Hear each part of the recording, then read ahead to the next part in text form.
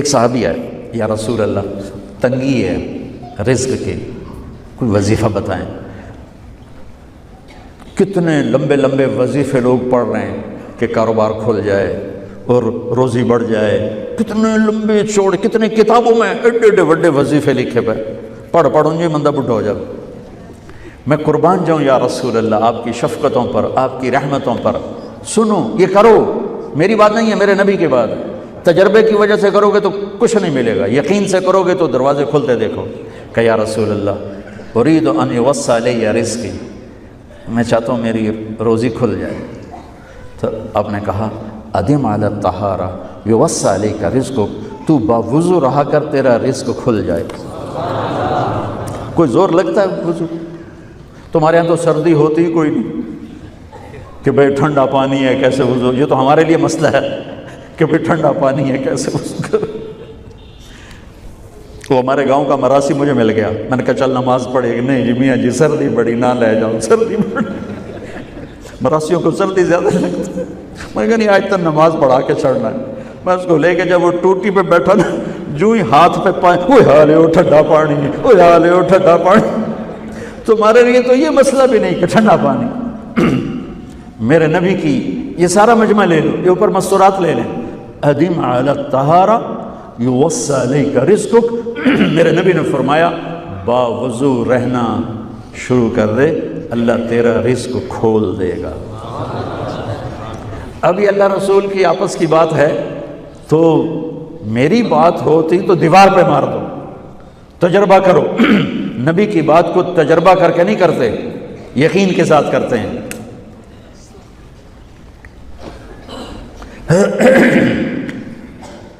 ادم علی الطہارہ یوسع علیک رزقک، باوضو رہا کر۔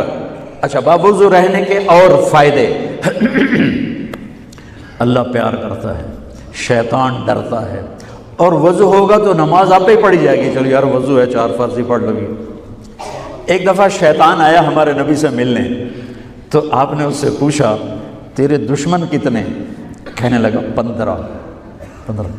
آپ نے فرمایا کون کون ہے؟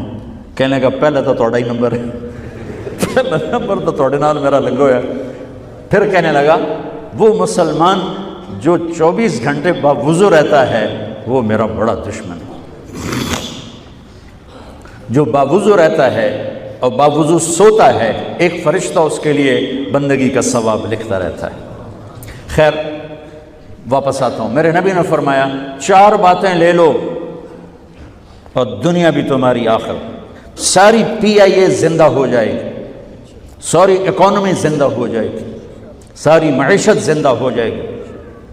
5 بھی نہیں، ایک انگلی بھی آپ نے نیچے کر دی، کہ یہ بس اتنی لے لو۔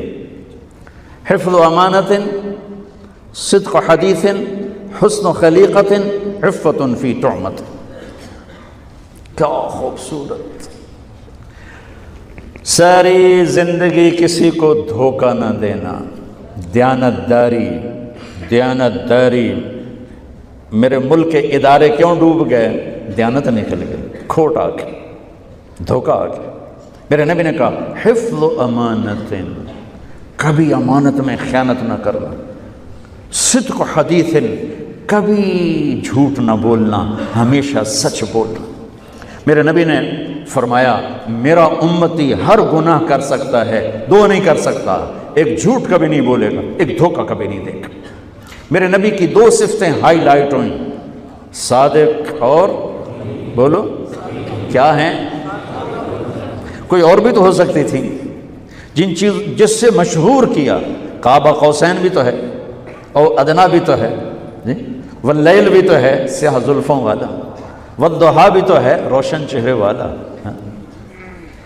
کس سے مشہور کیا؟ صادق امین۔ اگر آپ مجھ سے سوال کرو، میں ممبر رسول پہ بیٹھا ہوں کہ مولانا صاحب سارے دین کو 2 لفظوں میں بتاؤ، ساری شریعت کو، تو میرے پاس 2 لفظ ہیں، سچائی اور امانت داری۔ آپ مجھ سے سوال کرو مولانا صاحب ساری دنیا کے کفر کو بتاؤ، تو میرے پاس 2 لفظ ہیں، جھوٹ اور دھوکے بازی، جھوٹ اور خیانت۔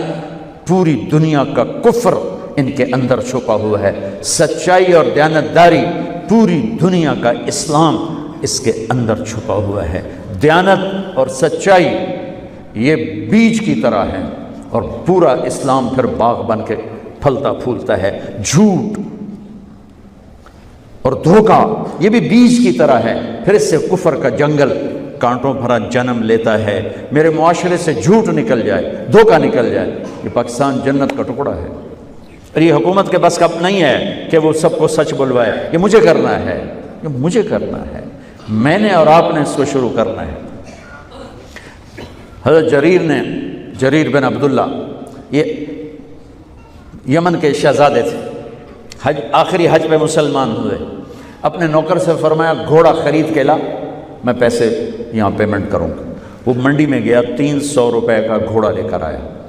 جب انہوں نے گھوڑوں کو دیکھا تو وہ قیمتی تھا، مالک کو پتہ نہیں تھا، اور یہ گھوڑوں کی نسل کے پہچاننے والے اس سے کہنے لگے تیرے گھوڑے کے 400 کر دوں؟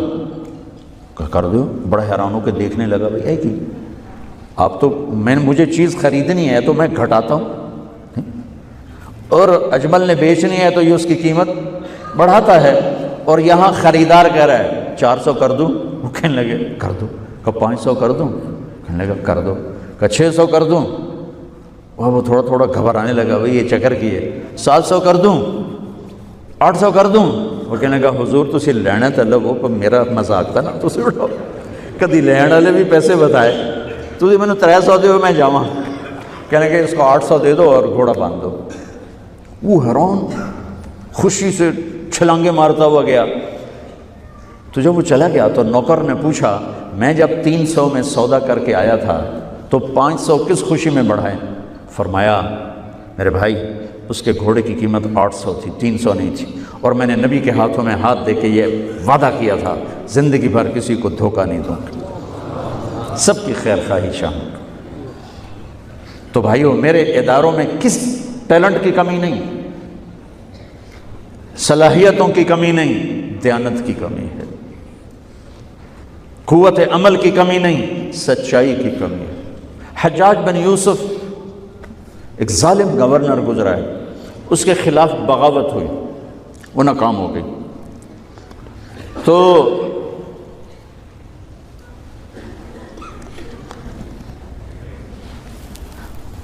کوفہ میں ایک بزرگ رہتے تھے، ان کے بیٹے اس بغاوت میں شریک تھے۔ وہ چھپتے چھپاتے کئی سال کے بعد واپس آ گئے۔ ابن خراش ان کا نام تھا۔ ان کی سچائی مشہور تھی کہ ابن خراش جھوٹ نہیں بولتا۔ حجاج کو پتہ چل گیا CID سے کہ آ گئے، تو اس نے کہا آج ابن خراش کا امتحان ہوگا۔ اس کو کھانے پہ بلایا، عنوان ہی نہیں بنایا تفتیش کا، کھانے پہ بلایا اور کھانا شروع ہو گیا۔ باتوں باتوں میں کہتا ہے ابن خراش آپ کے بیٹے ہمارے خلاف لڑ کے بھاگ گئے تھے، کوئی پتہ؟ تو ابن خراش ہنس پڑے، کہنے لگے حجاج زندگی موت تو اللہ کے ہاتھ میں ہے، گھر آئے بیٹھے۔ تو اس نے کہا تیری سچائی کو سلام کرتا ہوں، اگر تو جھوٹ بولتا یہیں تیرا سر اتارتا، پھر تیرے بیٹوں کا جاؤ سلام ہے تیری سچائی کو، تیرے بیٹے تجھے مبارک ہوں، مسلمان جھوٹ نہیں بولتا۔ میرے نبی سے پوچھا گیا یا رسول اللہ کیا مسلمان بزدل ہو سکتا؟ کہا کیا مسلمان بخیل ہو سکتا؟ آپ نے کہا۔ پھر پوچھا گیا جھوٹ بول سکتا؟ کہا نہیں، جھوٹ نہیں بول سکتا۔ تو دو باتیں حدیث پاک کی، صدق و حدیث، حفظ و امانت، یہ دو باتیں زندہ ہو جائیں تمہارے سارے ادارے زندہ ہو جائیں، ہم نقصان سے نکل کر نفع میں آ جائیں گے، نفع میں آ کر اوروں کو دینے والے بن جائیں گے۔ اس ملک میں اتنے خزانے اللہ نے چھپائے ہیں، اور اس ملک میں اتنے اللہ نے استعداد والے لوگ پیدا فرمائے ہیں، صرف دو چیزوں سے ہم مار کھا رہے ہیں، ہمارے جو ادارے ڈوب رہے ہیں، وہ گلگت سے لے کر گوادر تک، اس میں وسائل کی کمی نہیں، سچائی کی کمی ہے، دیانتداری کی کمی ہے، اور یہ ریلیٹڈ ہے رب ہونے کے ساتھ، کہ ہم نے اللہ کے رب ہونے میں شک کیا تو ہم غلط راہوں پہ چل پڑے۔ رب تو اللہ ہے،